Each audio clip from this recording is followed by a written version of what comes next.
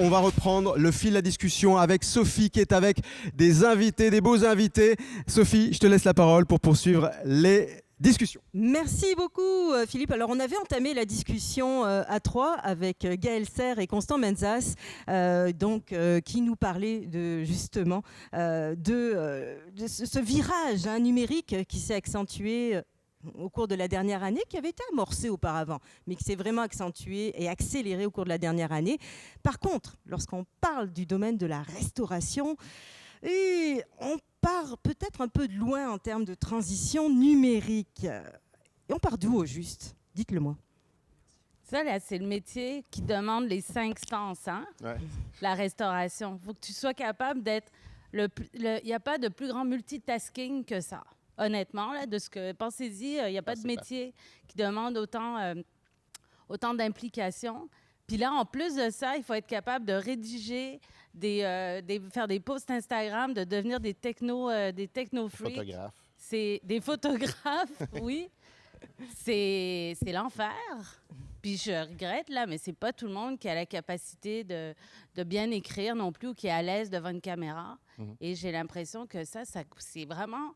On dirait qu'on cumule les stress, disons. Hein, Mais c'est pas juste au niveau marketing qu'on va utiliser justement le numérique. On l'utilise maintenant un petit peu pour tout, là.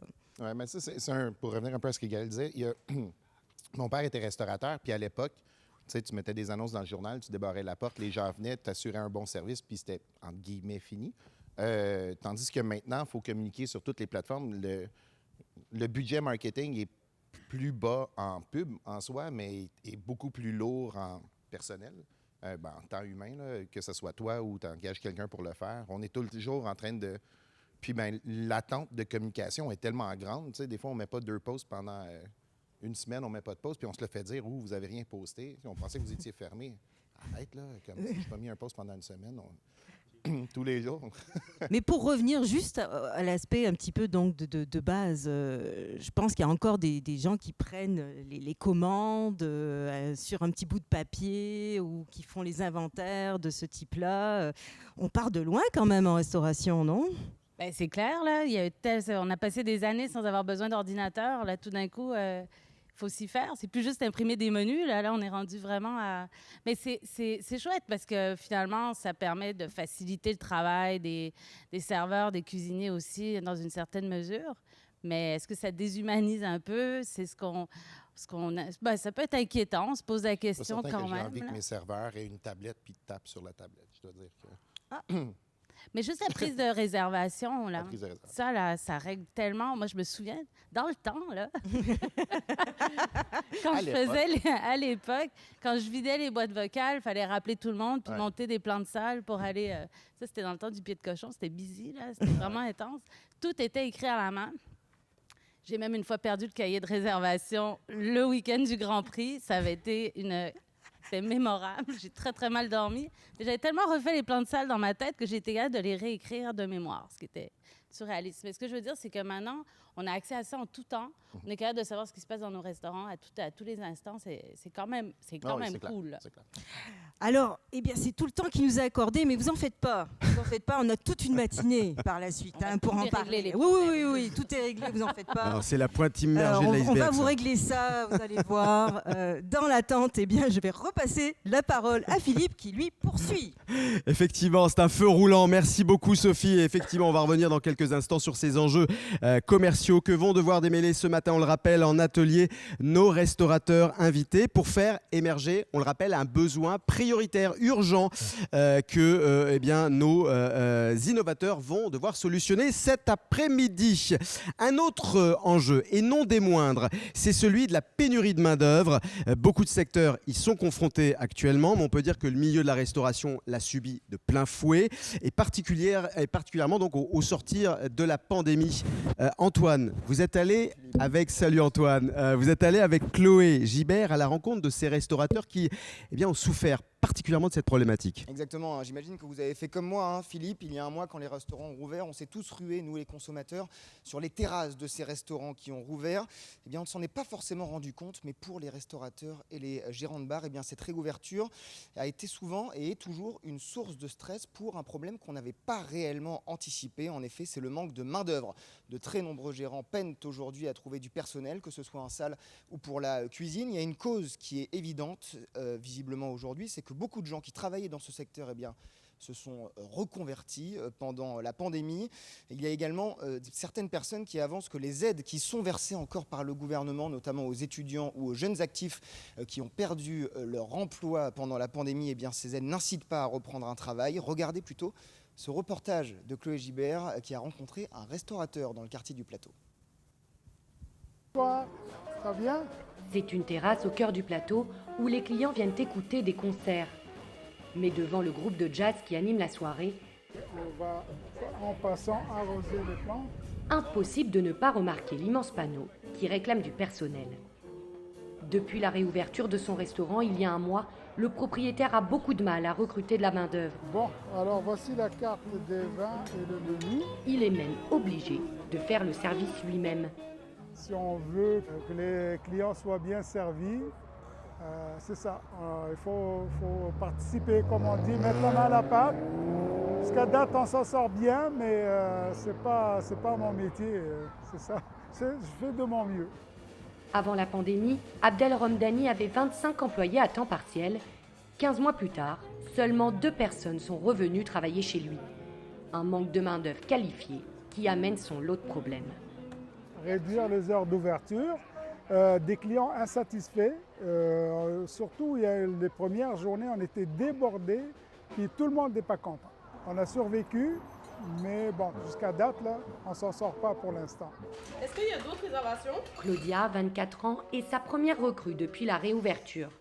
Serveuse depuis plusieurs années, pour elle, c'était une évidence de retrouver un emploi dans la restauration, une envie pas forcément partagée par ses anciens collègues. Il y a beaucoup de gens qui ont fini leur bac et là, ils ont trouvé des emplois dans leur domaine ou leur maîtrise, peu importe. Fait que là, ils arrêtent la restauration. Puis même, plus personne ne veut travailler dans les restos. Là, le service, c'est intense, c'est beaucoup de stress, c'est beaucoup de pression, mais c'est super le fun aussi là, quand ça marche bien. Mais il y a beaucoup de gens à qui je parle qu'on a besoin d'aide au resto, mais ça les intéresse pas. Le coupon de cuisine, je l'ai donné à eux. Ce problème de recrutement est une réalité pour une grande partie des établissements à travers la province. Pour l'association Restauration Québec, c'est la conséquence d'une fermeture bien trop longue des salles à manger pendant la crise sanitaire. On ne peut pas légitimement empêcher les gens de trouver un employeur. Il y a 73 000 travailleurs qui ont perdu leur emploi dans la restauration seulement l'an dernier. Et ces gens-là, à force de fermer les établissements, ont connu de l'incertitude, ont connu de l'inquiétude. Alors, ce qu'on vit, c'est un exode de notre main-d'œuvre, non seulement en quantité, mais en talent, en compétences et en qualité. Un manque de main-d'œuvre qui pourrait avoir un impact sur la saison touristique. Selon les professionnels du secteur, il manquera entre 13 000 et 15 000 postes dans les restaurants québécois cet été. Aïe, aïe, aïe. Eh bien, nous avons affaire à un enjeu de taille avec la main-d'œuvre en restauration. Et c'est justement le second enjeu que nous allons aborder ensemble dès maintenant et qui fera l'objet d'un des 3 ateliers qui vont se tenir ce matin. L'atelier en question sera modéré et animé par Jonathan Chodjai, directeur des contenus du magazine spécialisé dans la recherche et les nouvelles technologies, C'est Sciences IA. Alors, pour rester dans la restauration, qu'est-ce qui sera au menu de cette rencontre, Jonathan ? Oh, comme c'est joli. Merci Sophie. Eh bien d'abord, évidemment, on va essayer de se réunir pour parler de l'enjeu principal, qui est le recrutement. En ce moment, je ne sais pas si vous avez vu les appels à l'aide des membres du milieu, mais en gros, tout le monde recherche. Et donc, c'est pas rien. C'est un problème d'envergure. C'est un problème qui était déjà présent et qu'on va essayer d'approfondir par rapport aux enjeux actuels et futurs. L'autre élément qui va venir directement après le recrutement, c'est évidemment la compréhension de qui on est aujourd'hui en tant qu'employeur. Donc, cette fameuse marque employeur, comment on se positionne, comme on en parlait précédemment, sur sur les réseaux, comment on arrive à exister en tant qu'entité restaurateur. Et puis, évidemment, le troisième enjeu, c'est la gestion des ressources humaines. Donc, comment on s'assure finalement les uns les autres de mieux comprendre c'est quoi les enjeux qui sont en arrière de la problématique, à savoir comment on conserve le personnel, comment on réussit à lui donner les bonnes conditions et en même temps, comment on s'assure d'une bonne transférabilité, je dirais, des connaissances, y compris à ce moment où, comme le disait Gaël tout à l'heure, on a besoin de tout savoir-faire dans un restaurant. Donc, les enjeux sont là et on va évidemment les adresser avec nos restaurateurs. D'accord, et merci beaucoup Jonathan. Et j'en profite pour rappeler l'objectif de cet exercice, à savoir faire émerger un besoin précis et prioritaire pour que nos innovateurs puissent y répondre cet après-midi avec une solution technologique concrète. Oh, quel beau défi. Et on va revenir aux enjeux. L'enjeu de ressources humaines, évidemment, puisque Philippe, maintenant, va animer la seconde ça amenait de main de maître. Merci beaucoup Sophie. Effectivement, c'est un enjeu sérieux et c'est un enjeu profondément marquant pour le secteur. Avec nous Sophie, deux invités pour en parler sur notre plateau. Je veux parler de Juliette Brun, qui est la propriétaire et la créatrice, conceptrice des Juliette et Chocolat. Merci d'être avec nous Juliette. Merci de m'avoir. Ça fait plaisir de vous avoir ce matin. À vos côtés, Vianney Godbout, propriétaire du défunt Chasse-Galerie. Il a fermé pendant la pandémie. Vous aurez peut-être l'occasion de nous en dire deux mots, mais vous savez rebondir, comme d'ailleurs tous les gens qui sont autour de cette table, les gens de la restauration. Vous avez ouvert un nouveau restaurant qui s'appelle Succeda.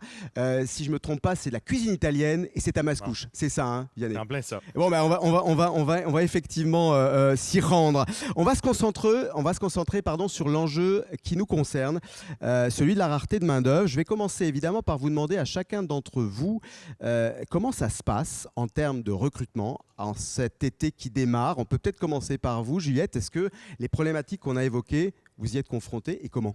J'aimerais dire que non, mais malheureusement, oui. Mais je pense qu'on l'est tous. Puis on s'y attendait. Enfin, moi, en tout cas, je m'y attendais que ça allait être difficile. Nous, on a de la chance d'avoir des personnes qui sont avec nous depuis quand même longtemps. Donc, le noyau est resté fidèle. Donc, ça, quand même, ça aide. Ça nous permet de... Ils ne sont pas partis, parce que c'est un des points. Hein. Il paraît qu'il y a une exode de main-d'œuvre dans certains établissements. Ce n'est pas le cas chez vous. Mais nous, on a gardé toutes les personnes clés pendant toute la pandémie pour justement s'assurer qu'on ait une équipe solide à la réouverture. Donc, on a de la chance d'avoir toute notre équipe de gestionnaires qui est avec nous depuis plusieurs années, puis qui sont investis, puis donc ça aide. Mais après, c'est sûr qu'on a rappelé tous nos anciens chapeaux rouges, mais il y en a quelques-uns qui avaient trouvé du travail ailleurs, ou comme ce qu'on a évoqué dans le reportage, exactement. Il y en a qui ont trouvé du travail dans leur domaine. Ouais. Vianney, est-ce que c'est le cas? Alors, je pense que vous recrutez pour le nouveau restaurant. Comment ça se passe? Absolument. En fait, vous voyez, je me suis couché à 1h30 du matin. Je suis ici ce matin. Hier, on a fait 140 clients à 3 serveurs, 2 cuisiniers. Et puis, une ribambelle de jeunes de 14 à 15 ans. C'était très plaisant, mais c'est sûr que c'est un enjeu qui est réel. On a ouvert pendant la pandémie, donc on avait 0 équipe. On a bâti un peu, mais là, on apprend qu'on ouvre dans une semaine. Fait que c'est sûr que la problématique, c'est non seulement de trouver des gens, parce que dans le temps, on mettait une annonce sur Staff Resto Bar Montréal entre 2 recherches d'huîtres à $1. Et puis, ça peut fonctionner à la complémentarité. Là, je pouvais choisir. J'avais une myriade de CV qui rentraient. Je pouvais lancer une roche sur Saint-Denis. J'attrapais 2 ou 3 serveurs. On n'est plus là du tout. Mais qu'est-ce qui fait que ça attire plus les foules? C'est quoi? C'est le salaire? C'est les conditions de travail? Les gens ont été désillusionnés par, je veux dire, les ouvertures, les fermetures, l'incertitude. Les gens sont à la recherche de sécurité. Sécurité d'emploi, une routine. Ça a été brisé. C'est une chose que la pandémie nous a enlevée. C'est sûr que là aussi, on vit un phénomène dans lequel je pense que les gens sont contents de ressortir au restaurant. Fait que c'est un peu l'air doré. Ouais. On est rempli, mais de l'autre côté, on n'a aucun temps pour faire de la formation. Parce que moi, j'aimerais ça dire à tout le monde, entre le service du midi puis le soir, on va faire un 3 heures sur le vin. On va apprendre à faire des cafés. Sauf qu'on a des clients sans arrêt qui sont heureux. Ils se défoncent de midi à 5 heures. À quel moment je suis supposé prendre une pause pour former des gens? Vianney, c'est un point important. On va y venir sur la formation. C'est un point essentiel, même clé. On y reviendra justement avec Robert. Mais vous évoquiez tout à l'heure le fait que dans l'ancien monde, il suffisait presque de se retourner. On avait éventuellement des gens qui venaient dans les établissements. Comment vous faites aujourd'hui pour recruter concrètement? Juliette? Nous, c'est beaucoup du bouche à oreille, mais ça a toujours été comme ça. Donc, c'est sûr que, je dirais, actuellement, nous, on fait des soirées de bienvenue pour tous les nouveaux chaque semaine pour accueillir tous les nouveaux recrues. Puis je le vois, moi, dans ces soirées, que toutes ces personnes-là, la majorité ont été référées. Donc ça me rassure parce que je me dis, bon, ça veut dire que le travail... Donc ça fonctionne le bouche à Oui, mais oreille. nous, c'est parce que ça fait des années aussi. Ouais. Moi, j'entends le défi de Vianney. Vianney, ouais. Et c'est pas évident parce que c'est un nouveau restaurant. Nous, on a plusieurs succursales, donc on peut aller s'entraider, on a un beau travail d'équipe. Je pense que le défi pour les plus petits restaurants, moi, je lève mon chapeau parce que nous, c'est difficile et on est quand même gros. Je pense que pour des plus petits, ouf. Et ça fait du coup que vous devez, comme vous le disiez, vous mobiliser vous-même personnellement pour être finalement en cuisine. Les chefs sont revenus en cuisine en quelque sorte, presque en salle, non? Ben, heureusement que je ne suis pas en cuisine, mais en salle un peu. Mais non, en fait, j'ai eu des stratégies super. Moi, j'ai débauché les employés performants de Tim Hortons. J'ai toujours des cartes d'affaires. Quand je suis bien servi à la station-service, je demande est-ce que tu aimes ton employé. En fait, c'est pas une blague. Présentement, j'ai 3 personnes qui sont justement des anciens du SO à côté à Rosemère, puis tout ça. C'est comme tu n'as pas le goût de faire des pourboires, tout ça, puis je les invite à venir me rencontrer. Sinon, j'ai vu un ami, Stélio, qui a fait un post sur les finissants de l'ITHQ. Tout de suite, je l'appelle, il faut qu'on prenne un café. Tu n'as pas des étudiants qui habitent sur la Rive-Nord? Il est comme, ouais, j'ai Félix. Là, je suis comme, OK, Félix, il fait quoi? Est-ce qu'il rêve de travailler à Montréal dans les grandes maisons? Là, bien sûr. Là, j'étais comme, il va travailler à côté de chez lui, comme dans les grandes maisons. Donc, et c'est là qu'on voit, on se met en système vraiment D. On va voir l'ampleur de la situation avec les chiffres. Sophie, je crois qu'on a des chiffres à fournir à nos internautes. Absolument, oui. Je suis avec Anne-Sophie Casper de C-Sciences Le Lab qui a compilé pour nous 4 chiffres clés quand on parle de problématiques de main-d'œuvre en restauration. Alors, Anne-Sophie, dis-nous tout. Alors parlons des enjeux du recrutement en chiffres et alors attention, on s'accroche là parce que c'est vraiment important. Selon l'étude Chefs et restaurateurs indépendants de la gastronomie québécoise, un levier pour la relance économique de Montréal et du Québec, ça a été mené et développé par la CCMM, notamment la Chambre de commerce de Montréal métropolitain, également aussi soutenu par l'appui du MEI, le ministère de l'économie et de l'innovation. J'y viens. En 2019, 1800 finissants en cuisine sont arrivés sur le marché du travail, donc, alors que plus de 6000 emplois quand même étaient offerts dans le secteur en fait. Et le milieu de la restauration figure au 5e rang. Alors on pourrait se dire, super, mais c'est le 5e rang des secteurs comptant le plus de postes vacants au Québec, soit un finissant, si on calcule bien, sur 3 postes offerts en 2019. Et vous allez me dire, c'est bien 2019, mais on n'est pas resté bloqué en 2019 non plus. Qu'est-ce qui se passe en 2021 ? Eh bien, ces chiffres ont été aggravés, vous vous imaginez bien, par la pandémie, avec 22% en fait du personnel de cuisine formé qui a quitté définitivement. Et oui, je le souligne, définitivement le secteur de la restauration haut de gamme. Et nous notons aussi une chute importante de 33% du nombre d'inscriptions dans les écoles de formation en restauration et en hôtellerie. Donc la pandémie de la Covid-19 n'a absolument pas épargné ce secteur, loin de là. Ce n'est pas une situation anodine, n'est-ce pas Philippe ? Oui, Sophie, pour analyser ces chiffres et cette situation particulièrement critique concernant le recrutement de main-d'œuvre, j'aimerais qu'on se tourne du côté de Robert Dion. Robert, vous êtes le fondateur et président de Chéri Mag, qui est le magazine référence dans le domaine de l'hôtellerie et de la restauration au Québec. Dans le reportage de Chloé et d'Antoine, François Meunier, qui est donc de l'Association des restaurateurs du Québec, disait « On vit un exode de main-d'œuvre ». Vous êtes d'accord avec cette expression et avec ce constat ? Vous l'observez ? On l'observe énormément dans tous les secteurs, que ce soit l'hôtellerie, la restauration, même le domaine des institutions, c'est toute la même chose, mais que le mot « nous embauchons », c'est le mot le plus utilisé dans la langue française depuis 25 ans. Alors, c'est rien de nouveau. D'ailleurs, le Conference Board l'avait déjà annoncé, mais on était pris dans nos cuisines, dans notre opération. On ne le croyait pas. C'était comme la fin du monde va arriver, mais on n'est pas prêt. Là. Mais c'est ça qui s'en venait. Moi, ce que j'aurais aimé dans la pandémie, c'est pendant la pandémie, c'est qu'on fasse un grand reset, qu'on reprenne le modèle au complet et qu'on dise, OK, voici, on va travailler un nouveau modèle pour aider la restauration à être beaucoup plus performante, que ce soit des anciens kitchen gallery, des services, des systèmes qui sont complètement différents des systèmes qu'on connaît maintenant, cuisine, salle. Tantôt, on a parlé des 5 sens. Moi, je parle maintenant des 6 axes de la restauration. La restauration, maintenant, se développe en 6 axes. Puis la salle à manger n'est qu'un des 6 axes. Parce que le détail, la cuisine chaude, le prêt-à-manger froid, le traiteur, pas celui qu'on connaît avec les gants blancs, mais celui qui fait de la bouffe pour emporter. Donc, ça veut dire, en gros, Robert, il faut dématérialiser l'établissement, c'est ça? Il faut complètement le dématérialiser. D'ailleurs, il faut dématérialiser aussi la clientèle. Parce qu'avant ça, on disait, j'ai ma clientèle. Maintenant, on a des clientèles. Puis si on va du côté technologique, on va dire que maintenant, un peu, je compare ça, je suis assez vieux pour avoir les sections fumeurs dans les avions. Maintenant, on va rentrer dans un restaurant, puis on va dire, vous, on va saisir le client, on va dire, toi, tu aimes ça, tu as déjà ton choix, tu vas t'en aller dans la section technologique où déjà là, tu vas pouvoir placer ta commande sur ton téléphone, elle va être déjà prépayée, on va t'amener ton lunch. Parce que toi, tu n'as pas besoin d'être pamperé, tu sais ce que tu veux. Puis on va donner plus de temps à un client qui, lui, est venu ici pour vivre une expérience. Ces clientèles-là vont changer. Fait que ça va être à nous, restaurateurs, à l'industrie, de mieux établir qui est son client, comment il le veut, parce qu'on ne pourra plus juste avoir des employés en salle, ça va nous en prendre au prêt-à-manger, ça va nous en prendre à tous les secteurs, les 6 axes que la restauration exploite et les 3, 4, 5 différentes clientèles qui visitent notre établissement et non la clientèle. La formation des employés, elle est clé. Hein. Est-ce qu'il existe actuellement des solutions technologiques, numériques, pour finalement former le personnel? Ces solutions-là existent énormément, que ce soit par l'entremise de magazines, mais aussi par l'entremise de sites web ou de formations numériques qui sont présentes. Les grands groupes de restauration ont déjà ces outils-là et la restauration indépendante, maintenant, peut en bénéficier à différents niveaux. Il y a moult compagnies qui font ça. Les systèmes de points de vente offrent des systèmes de formation. Ils sont bien organisés. Mais comme Vianney disait, c'est le temps, l'énergie. C'est le temps de consacrer, c'est ça. Les employés, il y en a qui ne restent pas assez longtemps s'ils se présentent après l'entrevue, ne restent pas assez longtemps pour pouvoir avoir pris le pouls de la business. Donc, c'est pour ça qu'il va falloir segmenter beaucoup plus le poste à combler.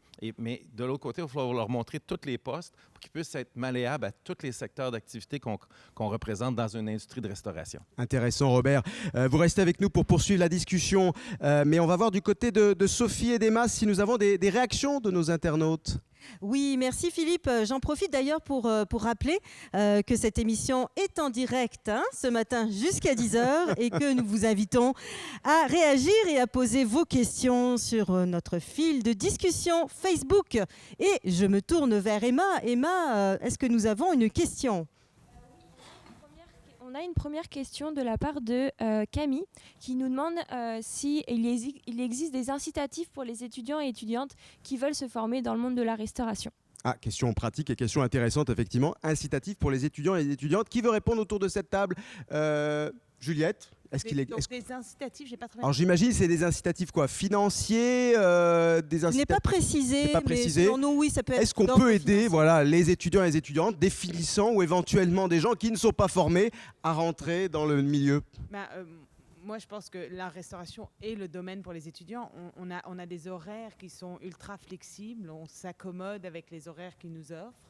Donc je pense qu'on est vraiment le métier qui est peut-être le plus considéré par les étudiants. Moi, en tout cas, je le vois, c'est 80% d'étudiants chez nous. Et de dire finalement, c'est comme la voile, là, ça s'apprend sur le pont, hein, ça ne s'apprend pas forcément dans les livres, c'est ça ? Je pense que dans certains restaurants, ça nécessite une vraie bonne formation. Nous, on dit on vous forme à tout. Vous venez sans aucune expérience. Mais dans certains restaurants, je pense qu'il y a quand même un certain besoin d'expérience. Alors peut-être qu'on pourra faire le tour. Robert, une petite réaction par rapport à ça ? Tout à fait d'accord. Les étudiants sont la masse critique des employés. D'ailleurs, Vianney tantôt en parlait de ça. Mais des incitatifs, il n'y en a pas nécessairement. On les incite à aller à l'école. C'est déjà là, si on pouvait les avoir d'une certaine formation, ça serait déjà. Mais tout à l'heure, on a parlé de statistiques de formation en école. Les écoles en cuisine sont vides. Ils peinent à recruter. Certaines écoles sont encore chanceuses, mais beaucoup d'emplois. Il y a peu de formés et peu de disponibles à l'emploi. Vianney, si vous répondez après Gaël, on pourra faire le tour. Ah oui, ça sent.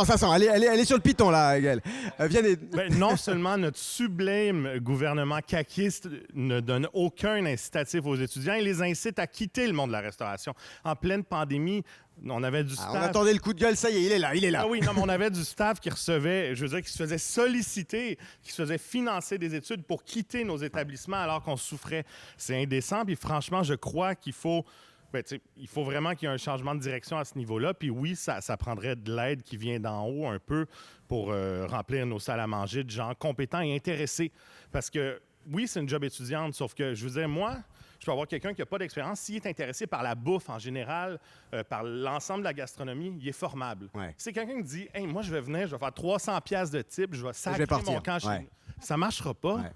Donc il faut des passionnés, mais il faut aussi accorder le temps à ces passionnés-là et peut-être justement les aider un petit peu à venir chez vous, c'est ça la stratégie. Mais il faut changer la vision du service et de la restauration en général. Oui, je veux dire, c'est une belle job pour des étudiants, c'est vrai. Sauf que c'est un métier également, puis on peut en faire un vrai métier. Il ne faut pas le voir simplement comme un passe-temps pour gagner du temps pour faire ses études. Ça, c'est un point important. Ça, c'est un élément important. Gaëlle, peut-être sur cette... Oui, c'est ça. Est-ce qu'on peut reconnaître qu'il y a moyen de faire carrière là-dedans?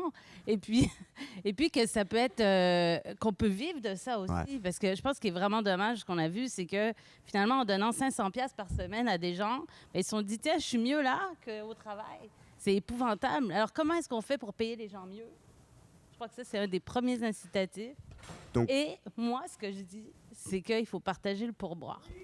Et c'est pas tout le monde qui est d'accord avec ça. Alors là, cri du cœur. Juliette est d'accord. Est-ce que c'est... Vianney, tout le monde est d'accord? Vianney, oui, c'est ça. Vianney. Oui, bien absolument. En fait, moi, à date, dans mes établissements, il y a toujours eu des conventions de partage des pourboires. Quand on l'instaure au début, c'est quelque chose qui se passe bien. En théorie, comme propriétaire, on ne devrait pas être impliqué dans cette démarche. Mais je dirais que quand on commence à avoir nos premiers piliers dans un établissement, c'est plus facile de passer le message que quand ça fait 3 ans qu'on est ouvert et on va instaurer ça. Là, c'est Troisième Guerre mondiale, ça peut pas se passer. Mais c'est la base de l'harmonie, ça part de là, c'est sûr et certain. Excellent. Robert, pour une dernière... Le coup de gueule, c'est que c'est géré par les employés, puis c'est causé par les normes du travail. Donc, il va falloir que les normes changent. Donc, l'industrie va devoir se tenir ensemble et aller expliquer d'une seule voix qu'est-ce qui se passe vraiment au niveau de la salle, des employés, des pourboires. Et si je reviens à mon groupe d'employés qui ne sont plus juste des serveurs et des cuisiniers, mais bien des employés, je vais les appeler les associés comme chez Walmart, mais des associés à l'intérieur d'un établissement qui servent à faire fonctionner l'établissement. C'est les normes du travail. Gaëlle, très court. Pour finir, moi, je suis un peu tannée que ce soit les clients qui décident du salaire des serveurs parce que le pourboire est devenu tellement essentiel. Est-ce que vous connaissez un autre métier où c'est le client qui décide de combien les gens sont payés? Je trouve ça complètement aberrant. Et en particulier pour les clients français, il faut leur rappeler chaque fois qu'il faut mettre 15%, c'est bien. Merci Gaëlle pour cette précision. Voilà Sophie qui pose les grandes lignes, parce que tout ça va être débattu dans les ateliers qui sont à l'autre étage. Grosse discussion à venir dans la matinée. Oui, un bel enjeu que celui de la main-d'œuvre, ma foi. Et ce dernier nous amène naturellement au troisième qui va être débattu aujourd'hui, à savoir celui de la gestion logistique de l'après-Covid, que l'on nomme aussi le nouveau normal. Alors Antoine, je me tourne vers toi. Bonjour Sophie. Bonjour. Je crois savoir que tu t'es rendu avec Chloé Gilbert à la rencontre de restaurateurs pour qui c'est un véritable casse-tête, n'est-ce pas? Exactement, on en parle évidemment depuis ce matin sur ce plateau. Il y a beaucoup de problèmes depuis la réouverture il y a un mois. Il y a évidemment en termes de logistique la gestion de l'espace à l'intérieur qui est devenu un problème quotidien pour tout le monde. Mais l'un des autres problèmes qui a fait surface, c'est les bouleversements qui ont été provoqués pendant la pandémie dans la chaîne d'approvisionnement. Il y a des fournisseurs qui manquent eux aussi de personnel, par exemple, genre dans la récolte des fruits et des légumes, avec comme conséquence évidemment des retards de livraison ou encore des prix qui augmentent. Alors la conséquence est que les restaurateurs doivent jongler pour s'y retrouver, des fois changer de carte parce qu'un produit n'a pas été livré ou encore réduire le grammage de certains aliments dans l'assiette pour ne pas répercuter le prix sur le plat pour le client. Bref, c'est un casse-tête, vous l'avez dit, que nous détaille en effet Chloé Gilbert avec un restaurateur de Montréal. Juste décalé à cause de la COVID, on va laisser un espace entre les plats. C'est un refrain auquel les clients se sont déjà habitués, mais qui reste un casse-tête logistique pour les restaurateurs. Mais ici, les calamars frits avec la mayonnaise limée.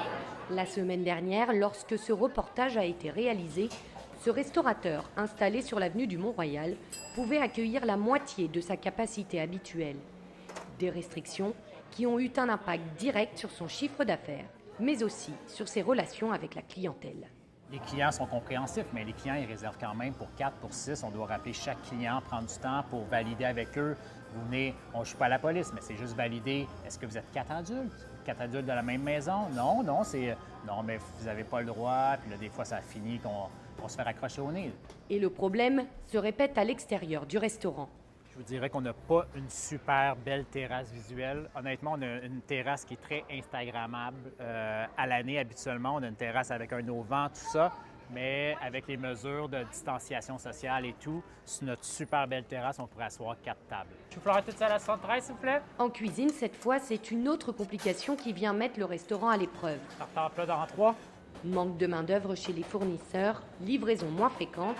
Depuis le début de la pandémie, toute la chaîne d'approvisionnement a été bousculée et le prix de certaines denrées a explosé. Juste l'huile à friteuse, une huile végétale, un bidon 16 litres qu'on payait 18 que j'ai payé 18 toute ma vie. Cette année, il passe à 44 le même bidon. C'est rendu que l'huile coûte plus cher que les frites qu'on met dedans. Tu sais, c'est incroyable. Ça, c'est le COVID? Ben, c'est COVID, c'est sûr que c'est le COVID. C'est sûr, parce que c'est présentement et c'est 250 d'augmentation sur de l'huile. D'après l'association Restaurants Canada, ce problème de coût sera l'un des principaux défis des restaurateurs jusqu'à la fin de l'année. Et l'impact pourrait se faire sentir sur l'addition des clients. La pandémie de Covid-19 a modifié en profondeur nos habitudes de travail. Elle a imposé de nouvelles normes, évidemment sanitaires, mais aussi de nouvelles contraintes en matière d'organisation. Et pour certains restaurateurs, on vient de le voir avec le reportage de Chloé et d'Antoine, eh bien c'est un véritable casse-tête logistique. C'est le dernier enjeu que nous allons aborder ensemble ce matin. Ce sera aussi le dernier des 3 ateliers qui vont se tenir au 20e étage de l'hôtel Montville et que Angélie, Kaya, vous allez animer. Salut Angélie. Voilà, il faut prendre le micro. Bonjour, bonjour Philippe, oui, avec un micro c'est mieux. Alors Angélie, merci d'être avec nous. Vous êtes la présidente du conseil d'administration de C-Sciences Lab. C'est un organisme qui promeut l'intelligence artificielle responsable. Et vous avez aussi une grande expérience dans le domaine de l'hôtellerie, la restauration. Vous avez officié dans ce domaine pendant quelques années. Et vous allez donc animer ce dernier atelier consacré aux enjeux logistiques des restaurateurs. Qu'est-ce qu'on va y dire dans cet atelier? Qu'est-ce qui va se passer? Oui, Philippe, alors on a abordé déjà quelques sujets ce matin, donc par exemple le casse-tête des réservations, la question de l'approvisionnement, tout ce qui a été mis en place pendant la Covid, qu'est-ce qui va perdurer après ça? Au niveau de la livraison, qu'est-ce qui marche bien ou qu'est-ce qui marche moins bien en ce moment? La question environnementale, la traçabilité des produits, donc pas mal de sujets au programme. Effectivement, et on ne va pas s'ennuyer. Et d'ailleurs, je précise, parce que si certains voient qu'il y a des chaises vides, c'est parce que tous nos invités sont partis à l'étage. Là, ils vont commencer à travailler. Là, c'est ça, ils s'installent et ils se préparent.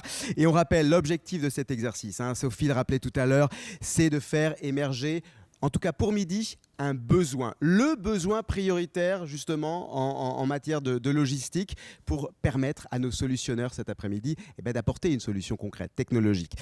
Enjeu logistique, donc. Et Sophie, je te laisse la parole avec nos 2 derniers invités de ce direct. Absolument, merci beaucoup Philippe. Alors, je me trouve pour ce segment avec Olivier Tourette, le propriétaire de la Cloche à fromage, ainsi que Mathieu Masson-Duceppe, chef du Jellyfish Crudo plus charbon. Je l'ai dit correctement cette fois-ci, Donc, merveilleux. Donc voilà, alors, 2 restaurateurs qui en voient sans doute et qui en ont vu pas mal de toutes les couleurs au cours de la dernière année. J'en suis certaine, n'est-ce pas messieurs ? C'est mieux avec un micro, effectivement. En effet, voilà. En effet. Alors, messieurs, justement, comment ça s'est passé au cours de la dernière année? Comment avez-vous géré le day-to-day? Day-to-day. Avec un petit peu plus de détails. Je vous dirais que aucunement dans notre apprentissage en termes de cuisine ou en tant que restaurateur, on avait la réponse absolue sur comment agir dans la dernière année. Alors, c'était vraiment de réapprendre par nous-mêmes à se réinventer et de trouver des façons intelligentes à se relancer dans une situation qui était relativement impossible, qui nous mettait des bâtons dans les roues et puis qui n'était pas propice à bien fonctionner. Alors, c'était vraiment au jour le jour, lancer des concepts, tester. Certains fonctionnaient mieux que d'autres. Et puis, c'est de se relancer, de se re-questionner à tous les semaines, à tous les jours et à trouver des solutions à chaque petit problème sur quasiment 5 concepts en 1 an. Alors, c'est comme si on a ouvert 5 restaurants, 6 restaurants en 1 an pour refermer, pour réouvrir, pour ci, pour ça. Alors, c'était vraiment un jeu au day-to-day, à se questionner. On ouvre un restaurant tous les jours. C'était quasiment ça. Est-ce que ça a été la même chose à la Cloche à fromage, qui est quand même aussi un artisan à côté? Pour nous, la difficulté a été aussi que beaucoup de produits viennent de l'extérieur du Canada. Donc, on a eu un enjeu logistique puisque la pandémie était mondiale. Donc, on avait déjà un problème aussi au départ de certains pays d'importation. Comme dirait, à chaque jour suffit sa peine, dans le sens où On était bien content d'avoir fini la journée, d'avoir pu faire le chiffre qu'on avait fait ou d'avoir eu le personnel qu'on avait eu besoin d'avoir pour accomplir notre mission. Le lendemain, on arrivait, on ouvrait l'établissement, on se demandait ce qui allait nous tomber dessus. Donc, on attendait déjà les annonces gouvernementales, on attendait peut-être les livraisons s'il devait y en avoir. Et naturellement, il y avait toujours des retards. On attendait les nouvelles normes ou les nouvelles règles internationales parce qu'on était quand même dans un tissu international. Qu'on le veuille ou pas, il y a beaucoup de produits que nous traitons ici qui viennent d'ailleurs. Parfois même juste de l'autre côté de la frontière. Donc, même déjà de prendre quelque chose qui était à moins d'une heure de route d'ici, c'était compliqué. Donc oui, il fallait être un peu malin, il fallait être réactif. Donc on ne pouvait pas rester, comme on dit, les deux pieds dans le même sabot. Et puis on avait surtout une chaîne d'approvisionnement qui parfois était un petit peu grippée, puisque en plus des pandémies, on avait les revendications de chacun. Et évidemment, à un moment donné, on avait des soucis au résultat, c'était nous. Et on essayait de sortir ce qu'on pouvait. On était un peu magicien même, je dirais, à ce moment-là. Donc on a un petit peu planté la table de la logistique. Je vais me retourner vers Philippe pour savoir s'il y a des réactions. Ah oui, il y a des réactions, mais il n'y a pas forcément des réactions. Alors, il y a des réactions plutôt en lien avec un son qui est encore décalé. Désolé, il y a 20-30 secondes de décalage de son, donc on s'excuse par avance pour les internautes qui nous font mention de cet élément-là.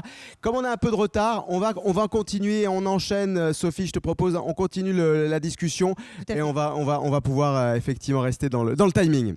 Parfait. Alors on revient, puis je vais élargir un petit peu la table. En même temps, si vous voulez intervenir, Robert et Juliette, n'hésitez pas. Alors, l'outil numérique, est-ce que ça vous a été, ou les outils numériques, est-ce que ça vous a été utile cette année justement en termes de logistique? Alors oui. Le micro est le premier outil. Là. Alors oui, évidemment. Moi, je pense qu'on n'a pas le choix de se soumettre et d'apprendre à cette nouvelle ère qui est présentée à nous. Moi, je suis jeune, mais j'ai appris à la vieille école. Alors pour moi, c'était romantique de prendre une commande avec un crayon et un papier. Et etc. Et je pense à mes associés au restaurant qui, eux aussi, c'était leur façon de faire. Et puis oui, c'était de réapprendre une tablette Uber, des sons différents, des stress différents, des angoisses différentes. Mais je pense que malgré tout, cette situation a créé une nouvelle ère et un relancement mondial qui va être la nouvelle phase de la restauration. Est-ce que c'est nécessairement ce que moi, personnellement, j'aime? Pas nécessairement. Je pense que c'est bien d'avoir le mélange des deux, avoir un peu de romantique old school et d'avoir un petit peu de numérique aussi. Mais malheureusement, comme le guéridon, heureusement, quoi. Exact, on n'a pas le choix de s'y mettre au numérique et au médiatique et à la technologie. On n'a pas le choix. On ne peut pas se battre avec. Je veux dire, ça fait partie présente de notre quotidien. Alors justement, quels sont les outils numériques en question qui sont déjà là et qui sont là pour rester, qui sont apparus, qui sont là pour rester et peut-être qui sont là pour se développer au cours des prochaines années? Bien, si je peux me permettre, oui. Je voudrais faire une alerte importante. On ne reviendra jamais en arrière. Oui. Si des restaurateurs pensaient que suite à la reprise de la restauration des terrasses, que la livraison allait arrêter ou que le service de ramassage de commandes allait arrêter, vous vous trompez parce que la pandémie n'a pas créé des nouveautés, a simplement accéléré un processus qui se présentait. Si on a voyagé autrement vers le sud-ouest, on peut voir que ces tendances-là étaient déjà très, très, très présentes. La livraison du prêt-à-manger, vous allez dans un Sweetgreens aux États-Unis, il y avait déjà tout le système. Donc, cette technologie-là est là pour rester. Puis, la technologie qui va rester la plus présente, c'est tantôt, on a parlé un peu de géolocalisation des food trucks, mais l'espacement dans un restaurant, d'établir la position de la table pour pouvoir avoir l'accès. Parce que ceux qui ont des tablettes ou des choses comme ça, c'est fini. C'est le téléphone qui est maître du restaurant maintenant. Tout se passe à partir de ça. Donc, téléphone, client égale efficacité. Puis oui, le old school va rester dans la présentation, dans l'approche, mais la technologie derrière ne s'en ira pas. Puis je veux juste amener les gens à penser à un café ou une bière dans un établissement, combien d'allers-retours ça représente. Quand vous le calculez comme il faut, entre l'accueil, le menu, la suggestion, la prise de commande, la livraison de la commande, l'envoi de la facture, l'arrivée du terminal POS pour une bière, imaginez-vous si je peux commander sur mon téléphone, puis qu'elle va arriver déjà prépayée avec... puis le MEV, ces empêcheurs de tourner en rond, qui sont le MEV et ces autres outils-là vont devoir aussi, comme tantôt j'ai parlé de... Ça perd un petit peu de charme, c'est vrai, mais en termes d'efficacité, c'est là. Mais c'est ça, parce que le charme va se retrouver dans l'atmosphère, dans le côté expérience, et non dans le côté Madame la facture, qui est le pire moment dans un établissement de restauration. Quand vient le temps de payer, c'est la pire expérience. Effectivement. Qu'en pense Olivier? Alors, on a combien de minutes ou d'heures pour en parler parce que ça va être long. 2 minutes à peu près. D'accord. Donc rapidement, je rejoins oui et non ce qui vient d'être dit, comme je rejoins ce qui a été dit précédemment dans les interviews. Il va falloir définir déjà le type de restauration qu'on veut faire, qui lui-même va définir le type de technologie qu'on va utiliser. Moi, j'étais soumis à des prestataires de services, notamment d'approvisionnement, que ce soit en fromage, en produits alimentaires de transformation pour la partie cuisine, ou alors en autres produits, les petits bols pour mettre les pokés ou je ne sais quoi. Bref. Chaque fois, j'avais un humain en face de moi, qui est quand même le premier ordinateur qu'il faut quand même remettre un petit peu au centre de la table, et qui me disait « Attendez, j'ai regardé mon stock sur ma tablette ». Elle me dit « Oui, j'en ai ». Très bien. Le lendemain, j'attends ma livraison. « Ah oui, mais sur ma tablette, l'inventaire était faux ». Alors, je fais quoi, moi, le matin, quand j'ai un problème comme ça? Donc, là, je prends mon téléphone. Donc, je prends ce à quoi sert à ma téléphone en premier. Tes téléphones, tu passes une petite charge à ton fournisseur. Puis tu lui demandes pourquoi il s'est trompé. Oui, mais on m'a mal renseigné sur l'inventaire. C'est toujours la faute de l'autre, de toute façon. Mais le problème, c'est que nous, en bout de ligne, on a un client qu'on ne va pas satisfaire. Et ça m'est arrivé plusieurs fois d'avoir des réservations, des commandes, de dire écoute, je suis désolé, je n'ai pas été livré. Ce n'est pas une excuse, ce n'est pas une raison, c'est quelque chose de faux. Et pourquoi? Parce qu'on a trop misé peut-être sur la technologie en lui faisant trop confiance. Il faut quand même. On peut faire confiance, il n'y a pas de confiance sans contrôle. À un moment donné, il faut bien qu'il y ait un humain derrière qui valide que toutes les données sont justes. Et ça, on l'a un petit peu perdu de vue, je pense. Donc, oui, le côté old school, j'aime beaucoup parce qu'à un moment donné, on va parler aux gens, on va expliquer. Souvent, sur une tablette, sur une ligne, on n'a pas l'explication de quand, de date, de quoi que ce soit. On va avoir juste, il y a pas, vert ou rouge. Et moi, j'ai souvent des petites coches vertes ou des petites croix rouges sur mes commandes. Bah super, et je fais quoi avec ça? Débrouille-toi, t'as pas une solution de rechange, t'as pas quelque chose. Donc l'humain, l'ordinateur premier, le cerveau, je pense que c'est quelque chose qu'il ne faut peut-être pas non plus oublier. C'est pas des robots qui nous servent, même si c'est à la mode dans certains établissements. On a des bras articulés qui vous font des super cocktails, oui c'est très fun, mais on n'a plus la magie ni le charme. Et donc on va devoir définir un peu notre position en tant que restaurateur de ce qu'on veut faire. En ce qui me concerne, le terme d'aubergiste, c'est quelque chose qui me plaît.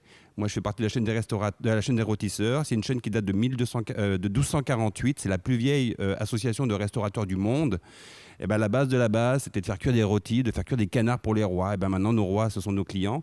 Et ben, on va continuer à faire cuire des canards. Je n'ai pas besoin d'une machine pour tourner ma broche. Mais par contre, j'ai besoin d'un four un peu moderne, un peu technologique, pour me pallier à mon manque de main-d'œuvre en cuisine. Donc, je prends un four, je ne vais pas donner de marque, mais qui est assez intelligent, puis qui va faire des cuissons qui vont me permettre d'avoir du temps pour faire autre chose d'assez essentiel.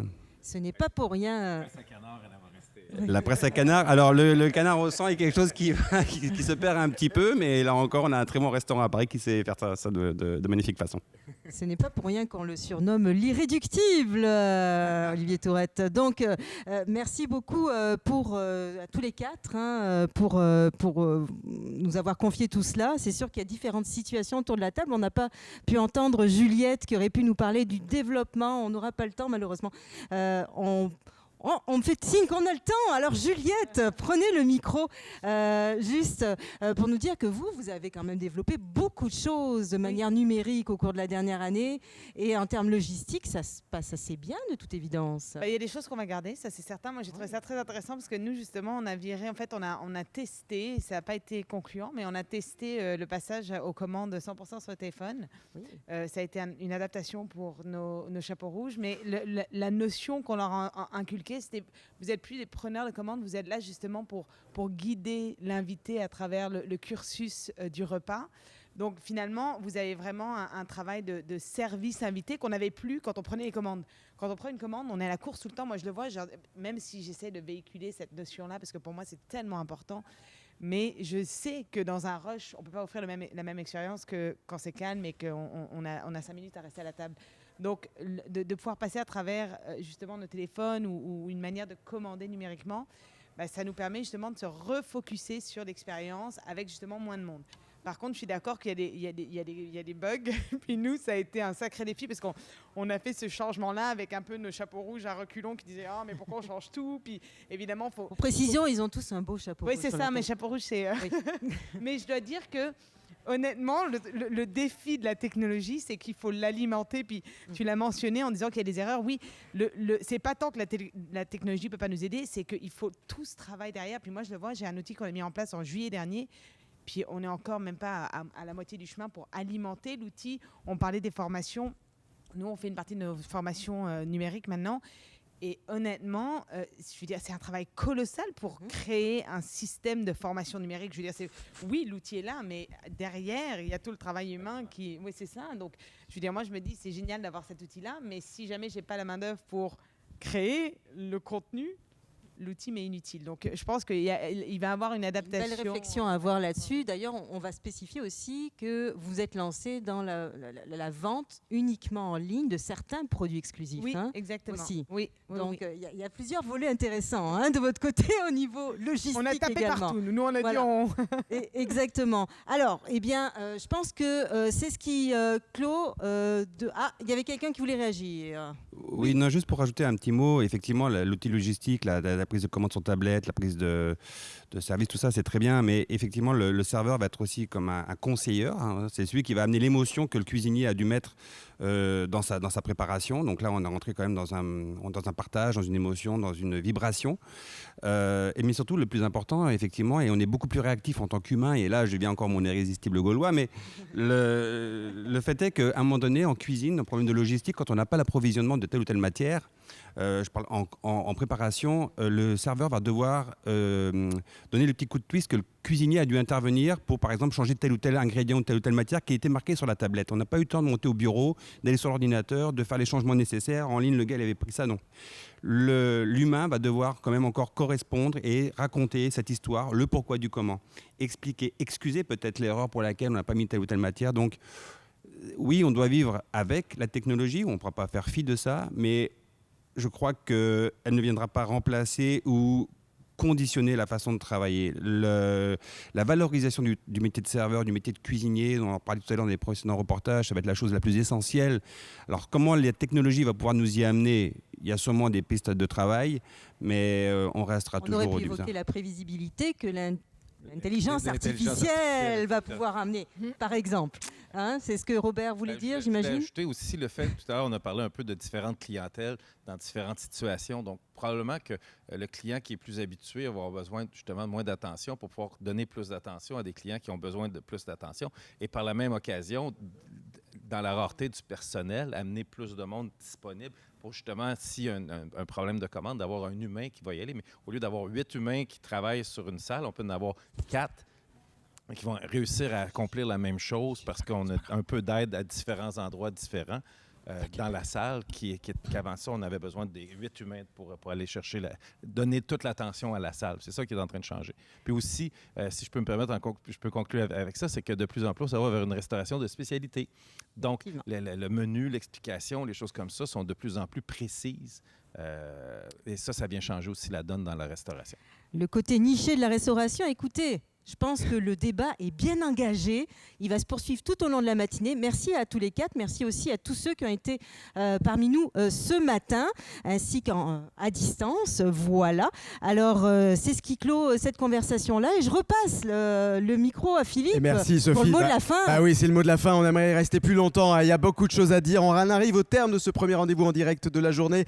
Anne-Sophie, les ateliers de travail très rapidement de nos amis restaurateurs. Ça va démarrer dans quelques minutes. Ça va démarrer vraiment dans quelques minutes, mais restez bien avec nous. Donc ça va couper là dans 30 secondes, c'est normal, il arrive 10h, mais on vous donne rendez-vous pour Parlons Besoin à midi pétante. Et je vous assure, au niveau technique, ça va fonctionner. Ça va fonctionner, croisez les doigts avec moi. Oui, ça va fonctionner, tout va fonctionner. Les bonnes énergies sont avec nous, c'est ça Anne-Sophie. Mais oui, mais complètement, toujours en mode besoin, midi et à 16h30 aussi. Nous sommes de retour là en mode solution. Donc 2 autres rendez-vous effectivement en direct. Le son, on va travailler dessus, promis. Il y avait un petit décalage, désolé ce matin. On se retrouve à midi. À tout à l'heure.